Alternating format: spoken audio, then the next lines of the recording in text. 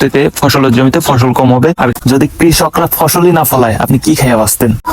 আসসালামু আলাইকুম গাইস, আশা করি আপনারা সকলে ভালো আছেন। আলহামদুলিল্লাহ, আপনার দয়ায় আমি অনেক ভালো আছি। সকালে সকালে পাটের জমিতে চলে গেলাম ভুঁইটা পরিষ্কার করার জন্য। আর ভুঁই যদি এখন পরিষ্কার না করি পরবর্তীতে ফসলের জমিতে ফসল কম হবে আর ঘাসগুলো ফসলগুলোকে নষ্ট করে দেবে। তাই ভুঁইটা সুন্দরভাবে পরিষ্কার করে নিতেছি ইনশাল্লাহ।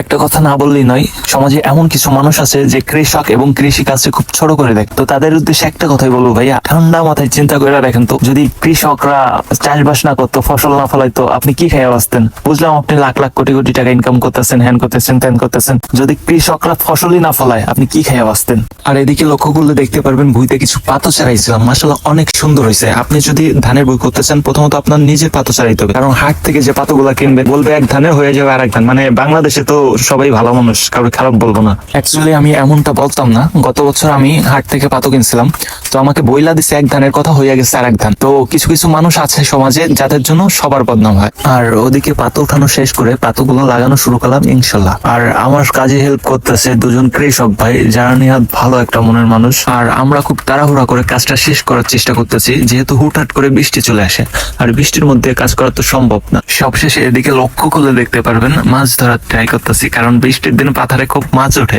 যেমন কই মাছ, টাকি মাছ, এমন দেশাল অনেক মাছই ওঠে যা আমরা ধরে থাকি। তো আজকের ভিডিওটা এই পর্যন্ত, কি দেখা হবে পরবর্তী ভিডিওতে। সে পর্যন্ত ভালো থাকেন। আর যদি ভিডিওটা ভালো লেগে থাকে, ছোট ভাই হিসেবে বলতেছি, পেজটাকে ফলো করে দিন। ধন্যবাদ।